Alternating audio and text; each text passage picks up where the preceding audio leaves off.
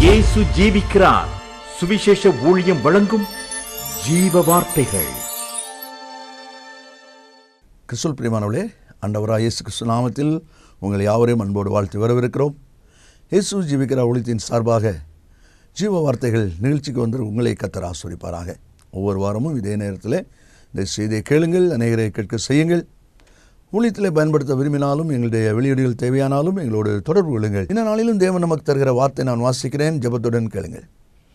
மத்தேயு சுவிசேஷம் 17ஆம் அதிகாரம் 27ஆம் வசனம். இயேசு பேதுருவை நோக்கி, நாம் அவர்களுக்கு இடரலாய் இராதபடிக்கு நீ கடலுக்கு போய் தூண்டில் போட்டு முதலாவது அகப்படுகிற மீனை பிடித்து அதன் வாயை திறந்து பார். ஒரு வெள்ளி பணத்தை காண்பாய். அதை எடுத்து எனக்காகவும் உனக்காகவும் அவரிடத்தில் கொடு. வரி பணத்தை குறித்த ஒரு பிரச்சனை உருவாகிறது. அப்பொழுது ஆண்டவர் பேதுருவை கூப்பிட்டு, நாம் அவர்களுக்கு இடரலாக இருக்க வேண்டாம், அதனாலே ஒன்று செய், நீ கடலுக்கு போ, தூண்டில் போடு, மீன் பிடி, அதில் முதலாவது அகப்படுகிற மீனுடைய வாயை திறந்து பார், அதில் வெள்ளி பணம் இருக்கும், அதை எடுத்துக்கொண்டு உனக்கும் எனக்கும் கொடு என்று ஆண்டவர் சொல்கிறார். இந்த வார்த்தை கேட்கிற அன்பு நேச பிள்ளைகளே, வெள்ளிப்பணம் ஆயத்தமாக இருக்கிறது. அதை எடுத்து கொடுக்க வேண்டியது பேதுருவிடத்தில் கொடுக்கப்பட்ட உத்தரவாதம், பொறுப்பு.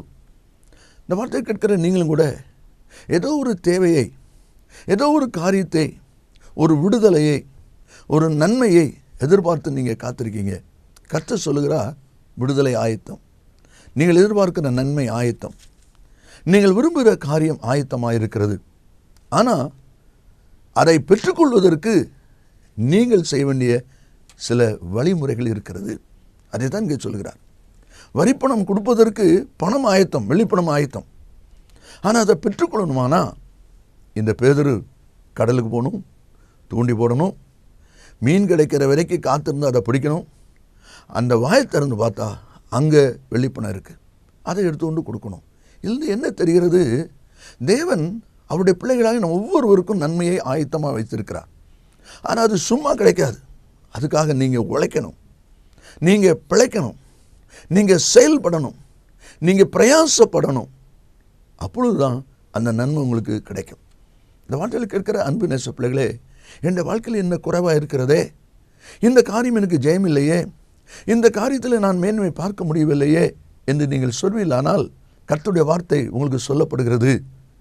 அதை குறித்து நீங்கள் பிரயாசப்பட வேண்டியது, உழைக்க வேண்டியது, நீங்கள் செய்ய வேண்டிய கடமை இருக்கிறது. அதை செய்திருக்கிறீங்களா என்று யோசித்து பாருங்கள். இங்கே பேதுருவை குறித்து நாம் வாசிக்கிறோம். வெள்ளிப்பணம் ஆசீர்வாதமாக இருக்குது.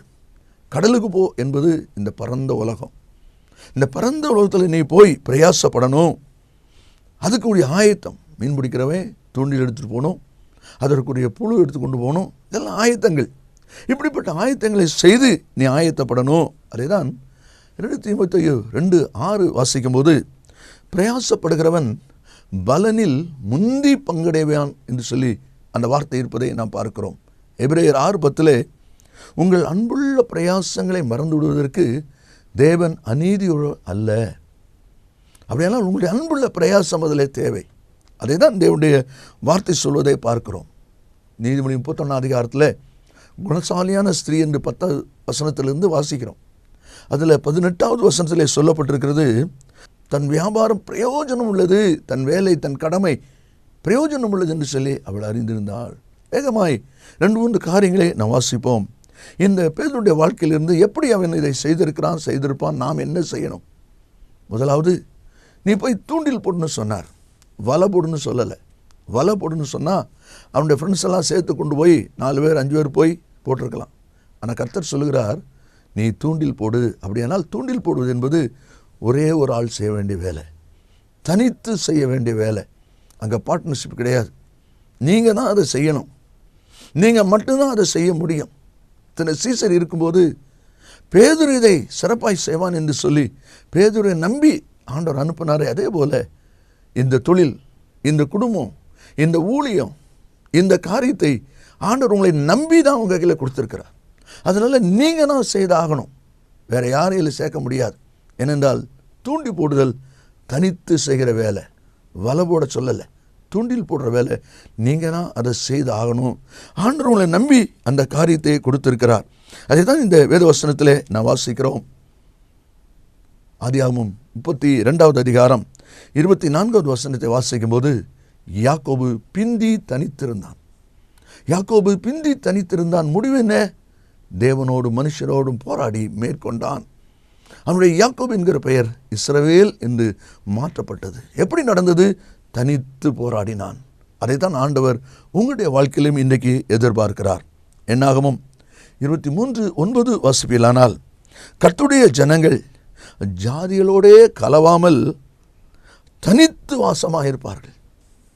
தனித்து வாசமாயிருப்பார்கள். அதான் தேவனுடைய வார்த்தை சொல்வதை நாம் அதில் பார்க்கிறோம். ஆதியாகமம் 22வது அதிகாரத்தை நீங்கள் வாசிப்பீர்களானால், அதில் ஆபிரகாமை குறித்து சொல்லப்பட்டிருக்கிற சம்பவம், தன்னுடைய மகனை பலி செலுத்தும்படி கர்த்தர் சொல்லுகிறார். வேலைக்காரை கூட்டு கொண்டு கழுதையில் சேனங்கட்டு எடுத்து போகிறான். ஆனால் தூரத்தில் இடத்தை கண்ட உடனே 5ஆம் வசனத்தில் வாசிக்கிறோம், தன் வேலைக்காரரை நோக்கி, நீங்கள் கழுதையை நிறுத்தி இங்கே காத்திருங்கள், நானும் பிள்ளையாண்டானும் மட்டும் போய் பலி செலுத்தி விட்டு திரும்ப வர்றோம். அது வரைக்கும் வேலைக்காரங்களை கூட்டிகிட்டு போனவன் அங்கே விட்டுட்டான். காரணம், கர்த்தர் சொன்னார், நீ உன்னுடைய மகனை கூட்டு போய் பலி செலுத்து, வேறு யாரும் வரக்கூடாது. அது வரைக்கும் வரலாம், அதனால தான் விட்டுட்டு போகிறான். காரணம், தனித்து செய்ய வேண்டிய ஒரு யுத்தம். ரெண்டாவதாக, மீன் பிடிக்கிறவங்க மிதப்பு கட்டையில் கவனமாக இருப்பாங்க. அது மிக முக்கியம். நீதிமொழிகள் 22வது அதிகாரம் 29வது வசனத்தை நாம் வாசிக்கும் போது, தன் வேலையில் ஜாக்கிரதையாக இருக்கிறவனை நீ கண்டால் அவன் நீசருக்கு முன்பாக நில்லாமல் ராஜாக்களுக்கு முன்பாக நிற்பான். யார்? தன் வேலையில் ஜாக்கிரதையாக இருக்கிறவன். மீன் பிடிக்கிறவனுக்கு மிக கவனம் இருக்க வேண்டிய இடம் தூண்டில் இருக்கிற மிதப்பு கட்டை. எப்போ அந்த மீன் கடிக்கவும் பிடிக்கலாம் அப்படின்னு சொல்லி அந்த மிதப்பு கட்டைக்கு மேலே அவன் கவனம் உள்ளவனாக இருக்கிறான். அதைத்தான் நம்ம வாசிக்கிறோம். அப்போ தனித்து போரிடும்படி அழைக்கப்பட்டிருக்கிற நீங்கள், யுத்தம் பண்ணும்படி அழைக்கப்பட்டிருக்கிற நீங்களும் உங்களுக்கு கொடுக்கப்பட்ட அந்த பொறுப்பில், அந்த உத்தரவாதத்தில் மிக கவனமாக இருக்கணும். உபாகமம் 12ஆம் அதிகாரம் 32வது வசனத்தை நான் வாசிக்கும் போது, நான் உனக்கு விதிக்கிற யாவையும் செய்யும்படி கவனமாயிரு, நீ அதனோட ஒன்றும் கூட்டவும் வேண்டாம், அதில் ஒன்றும் குறைக்கவும் வேண்டாம்.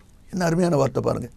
கர்த்தர் உனக்கு என்ன சொல்லியிருக்கிறாரோ அதை செய்வதில் கவனமாயிரு.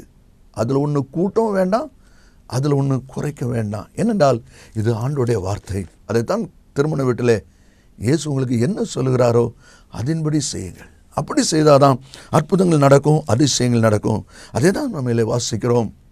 உன்னத பாட்டு 5:2, நான் நித்திரை பண்ணினேன், என் இருதயமோ விழித்திருந்தது. அப்படியானால் விழிப்பு, கவனம் இருக்குது என்று சொல்லி அர்த்தம்.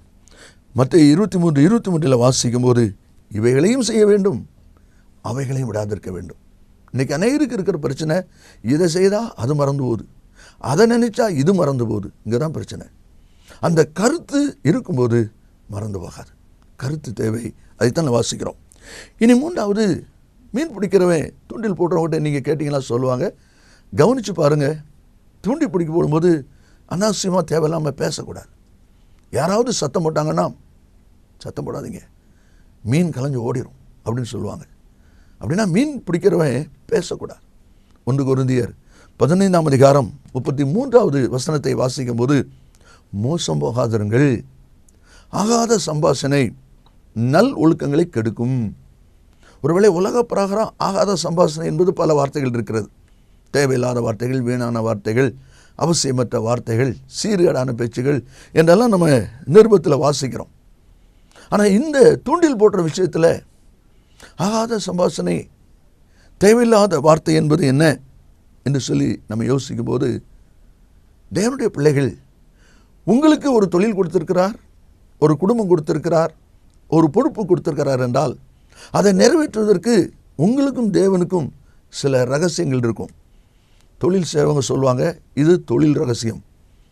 இப்படிப்பட்ட ரகசியம் வெளியே வரக்கூடாது. அது உங்களோடு தான் இருக்கணும். குடும்பத்தை குறித்த ரகசியம் உங்களோடு தான் இருக்கணும். அது வெளியே வரக்கூடாது. இப்படிப்பட்ட சில காரியங்கள் மிக முக்கியம். வெளியே வந்தால் என்ன நடக்கும்? ஆனால் தான் வாஸ்தவம், மோசம் போகாதிருங்கள். மோசம் நடக்கும், மோசமாயிரும். அப்படி மோசம் ஆகாமல் இருக்கணுமானா தேவையில்லாத வார்த்தை பேசக்கூடாது. அதனால தான் பிரசங்கி 5:2 உன் வார்த்தைகள் சுருக்கமாக இருப்பதாக. சுருக்கமாக இருப்பதான்னு சொல்லியிருக்கோழியா, நறுக்குன்னு இருக்கட்டும்னு சொல்லலை. சிலர் நறுக்குன்னு பேச பழகிருக்காங்க. அதை தேவன் விரும்பலை. உன் வார்த்தை சுருக்கமாக இருக்கணும் என்பது தான் தேவனுடைய வார்த்தை. எபேசியர் 4:29 நல்ல வார்த்தை உண்டானால் அதை கேட்கிறவருக்கு பிரயோஜனம் உண்டாகும்படி பேசுங்க. இது நல்ல வார்த்தை, இது பிரயோஜனமான வார்த்தை அப்படின்னு உங்களுக்கு தெரியுது. அப்போ பிரயோஜனம் உண்டாகும்படி அதை ஏற்றுக்கொள்வாங்க, பேசுங்க. ஏற்றுக்கொள்ள மாட்டாங்க, பேசாதீங்க. அதுதான் தேவனுடைய வார்த்தை சொல்வதை நாம் அதில் பார்க்கிறோம். யோபு 29ஆம் அதிகாரம் 4-5 வசனங்களை வாசிக்கும் போது, தேவனுடைய ரகசிய செயல் என் கூடாரத்து மேல் இருந்தது, அப்பொழுது சர்வ வல்லவர் என்னோடு இருந்தார். நன்றாக கவனிங்க.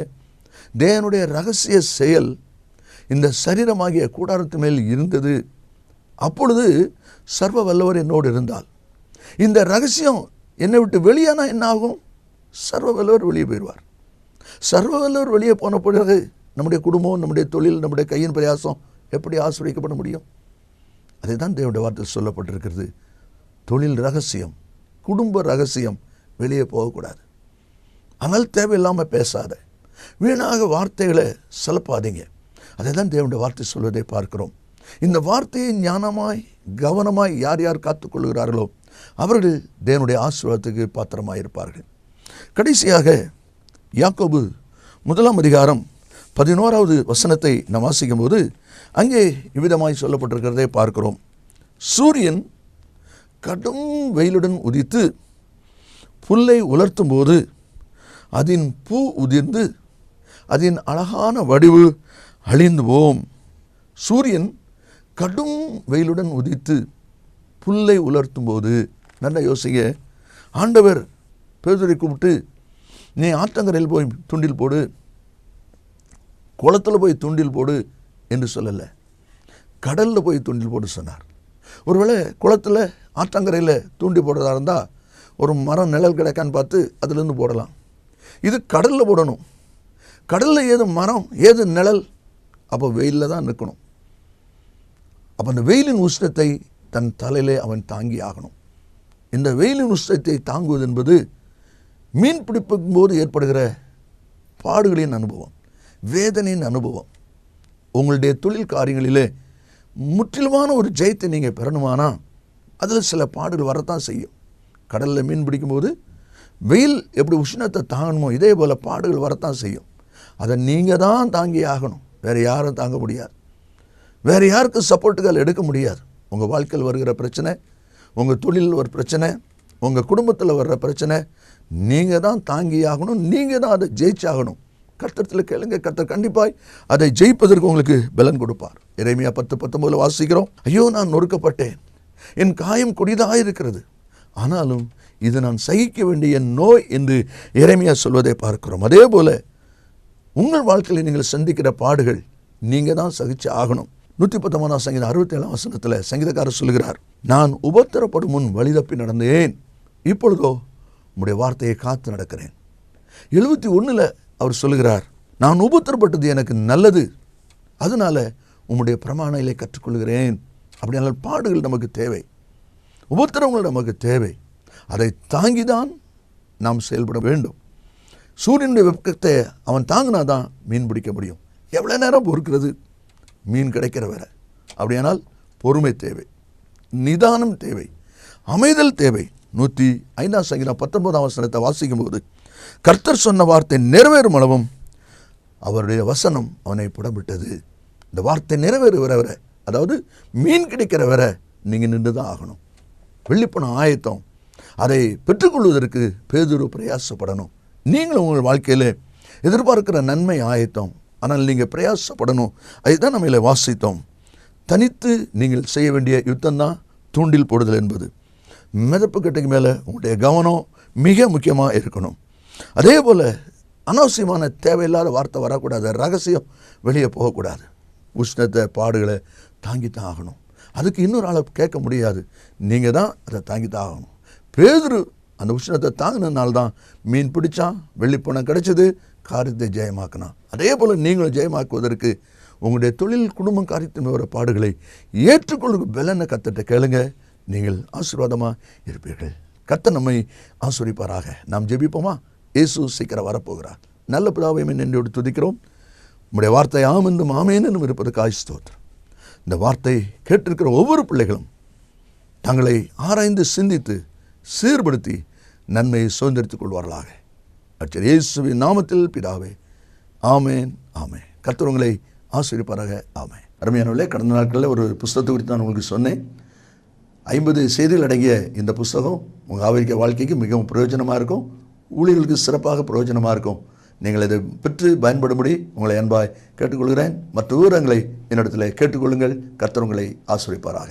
மேலும் விவரங்களுக்கும் உங்கள் ஜெப தேவைகளுக்கும் நீங்கள் எங்களோடு தொடர்பு கொள்ள வேண்டிய முகவரி ஜீசஸ் லிவ்ஸ் காஸ்பல் மினிஸ்ட்ரீஸ், சகோதரர் John M Jeyaraj, 123A Dohnavur road, Mavadi, Nellai மாவட்டம், தென்னிந்தியா 627107.